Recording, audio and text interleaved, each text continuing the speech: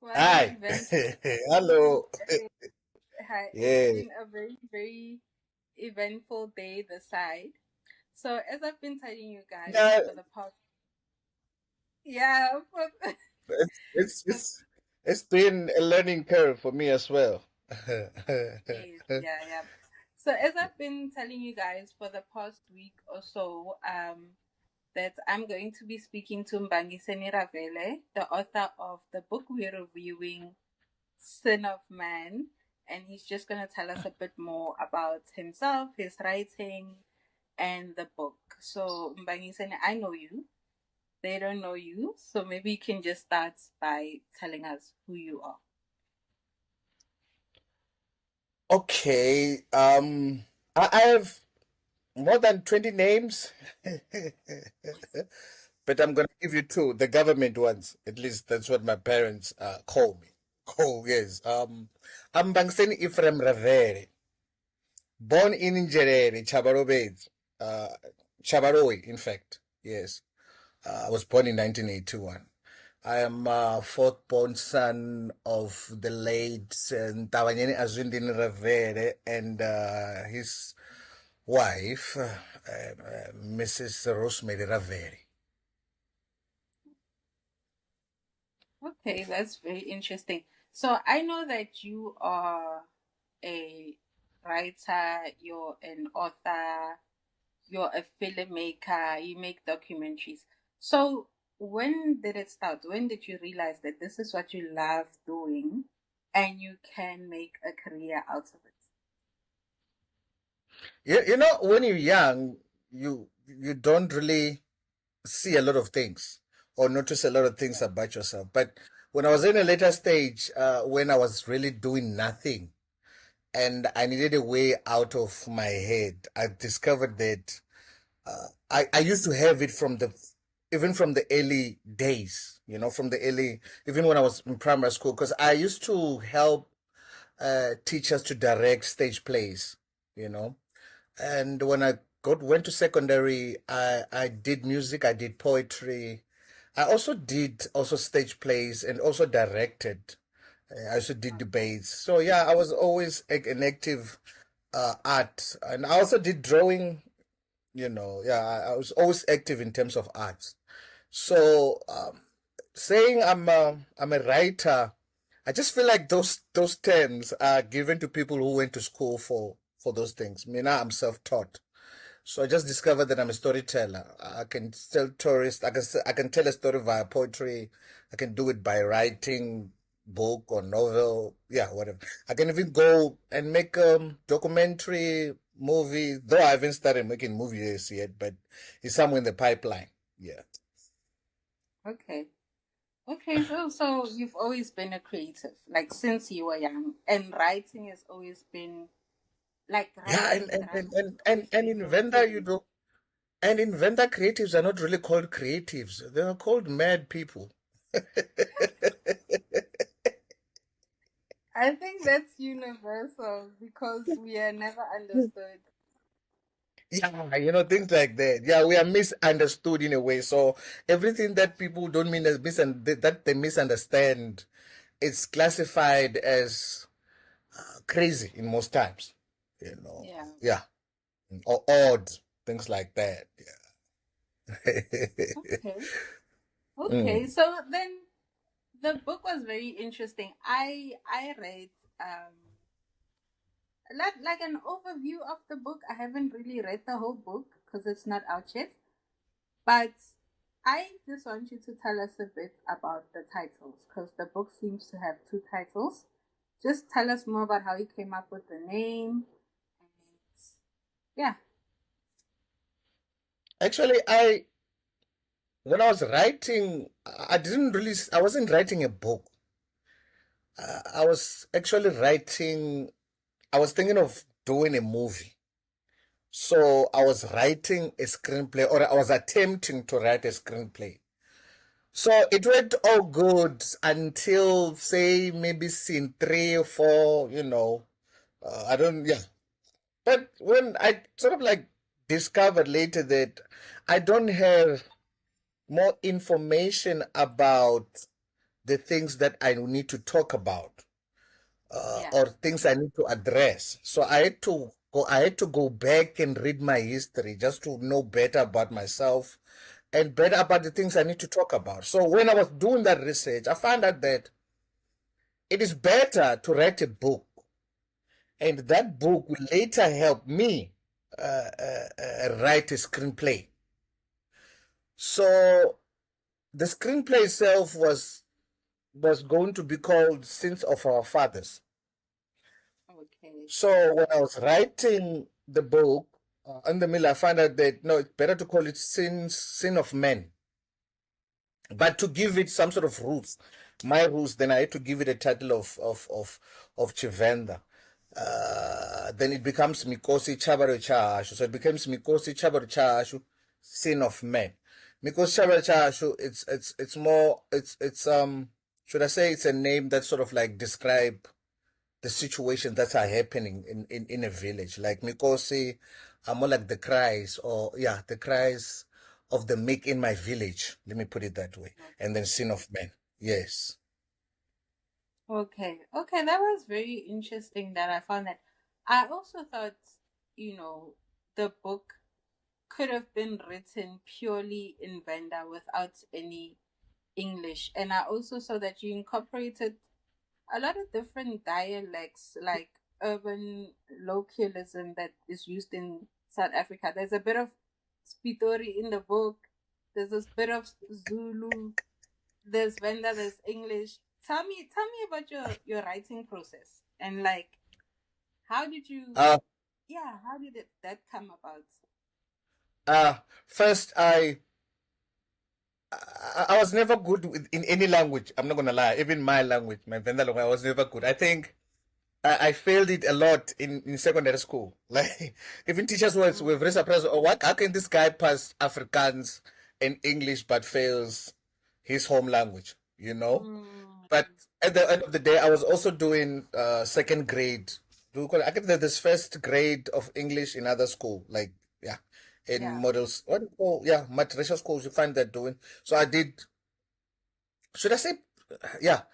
Is it?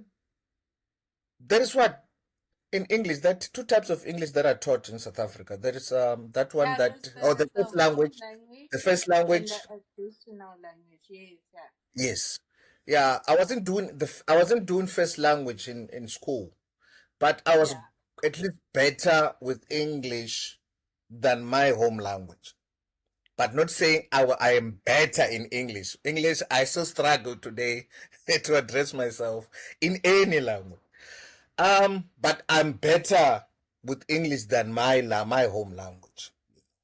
But for Okay. me to the the other reason why I ended up addressing the whole situation in English is that I needed to touch different should I say different people, or different people who speak different languages, you know. And there's only one medium language that I know in South Africa, which is English, you know. So I just thought maybe I could try it. And I just believe that at one point, we, from us, Tswana, what, Zulu, what, at one point, maybe in the past, we used to speak one language, but now we are different in a way. Like I've met people who can speak my language, who are maybe Xhosa, you can't even hear maybe what Zulu. So, but you can find we share there are similarities in the cultural practices. So it means Yeah. somehow, back in the days, we used to be one, or we share one ancestor. So I needed us to connect, and the only way to connect is through the devilish language. So, excuse me, I mean the English language. Yeah. Yeah, you know. Anyway, there's only one way to defeat the devil. You need to go to hell. So yeah, so I had to use English. You know. Okay. And tell me a bit about your creative process when it comes to writing. Is it the same as when you are filming? And what is it? You know, I don't just plan like this is what I want to do. No, I just do things. And then at a later stage, it will take shape to say now this can be poetry, this can be a good prose, this can be a good story to be put in a book. This could be a good documentary, something you can document, and yeah, this can be a good movie in later stage. So I just do things, and then it later will take shape. That's so. And I'm saying, I didn't really go to school for this. I sort of like watch TV a lot when I was in a younger stage. I didn't even learn English from school. I think I went to school knowing English because I used to watch a lot of TV, you know. Yeah, yeah. So It yeah, was like in you. It was already yeah, around. Yeah. yeah, yeah. So I just watch a lot of TV because I know the way I can write. This is the way I can write a script because this is how they do scenes and all that. I read books, find oh, this is how they write, and yeah, maybe if I want to do my own style, this is how I can do it. Okay. Basically, I'm And self-taught.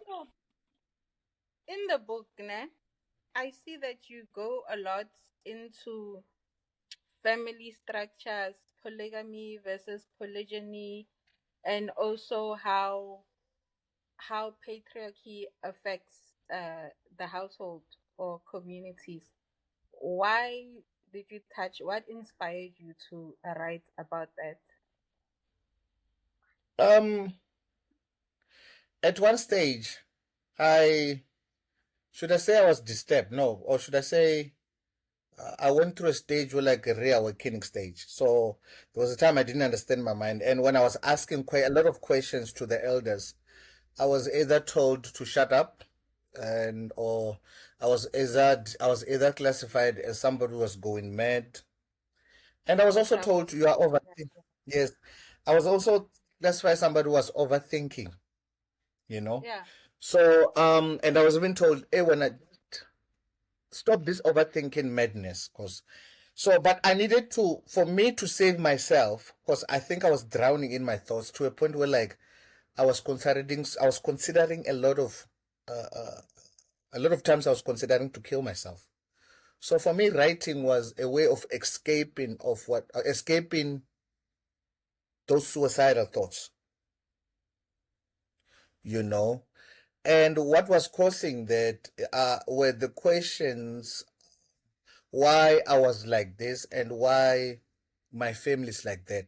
What really happened? What affected? What really happened in the past for them to be where we are now? yeah, So I had to ask a lot of self. I had to ask myself a lot about my family, where I come from, what sort of cultural practices they practiced, what beliefs did they believe in, you know.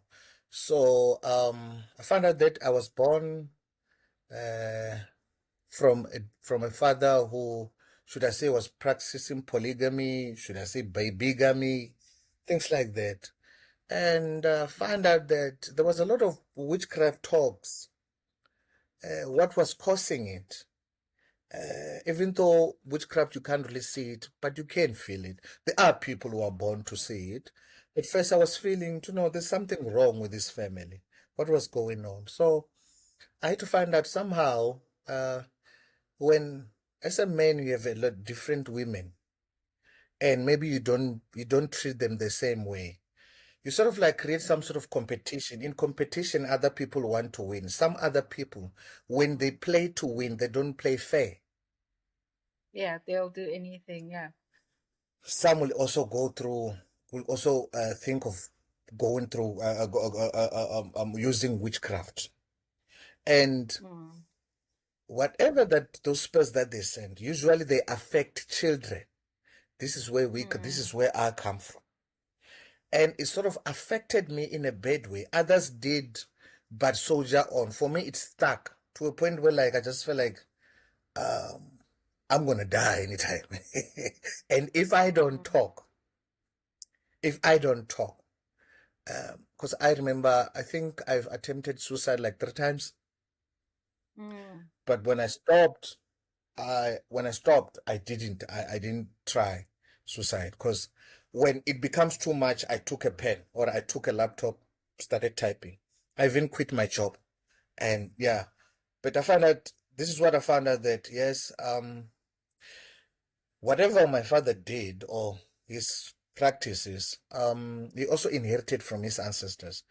So it means Okay. he carried the curses from the past, and whatever curses carried from me, also I also got the curses from him and also from his ancestors. So it's why I talked a lot about family structures and all that, and why certain people. I'm sure I'm not the only one who's affected. For that, I'm sure. Yeah. Uh, Yeah. you can find even people who have committed suicide. They might have been thinking of the same thing, or not even aware why they're thinking that way. Yeah, You the know. book was Uh, very yeah. interesting for me. And I really like how you did the research, on the traditional family structure as well. And it made me actually ask myself, what is polygyny? What is polygamy? Because we normally only know it as polygamy, like a man having more than one wife. But there's also other concepts around it that I really wasn't aware of. So the book was very informative, and also around how a family structure that's not nuclear or that is nuclear, the struggles within that. So it was very informative when it comes to that. And how much of the book is based like on your real life, and how much did you just, make up as you go? I don't think I made up stories. Um, but I can say I did research about other people, what other people went through, or what other families went through, and sort of like combine my situation with other Mm. situations that have happened.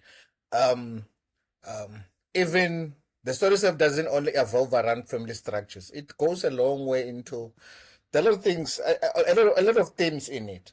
But all those themes are things that had happened to other people, not just Mm. incorporated with those things with my story. So there's 25% of me in the book.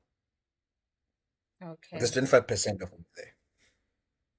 Okay. Okay. Very interesting. And then, I want you to tell me, as a writer, I'm sure you read a lot. What are the books that really influenced you as you were growing up? Like two books, not a lot. Like two Uh, of the books that you can uh, say, these books changed my life. I'm I'm not much of an okay. I'm more into history books, especially Okay. African history books, philosophy as well, especially about African. So everything about African I'll read, but not necessarily stories or novels or things like that. No, no, no, no. Yeah. But when I was growing up, my mother used to read the James Hadley Chase series. So I guess the interest of reading I got it from my mother. That's why I also learned to read newspapers and all that. But when I was doing research, when you ask the universe for something that, hey, this is the research I need, this is what I need to learn, then the universe will send you exactly what you need, not what you want, Yeah. So Yeah. I found Chinua Achebe on my way. Things fall apart. Uh, in Things Fall Apart, it sort of put, it sort of showed me how cultures affected people, or how quickly people changed when they were in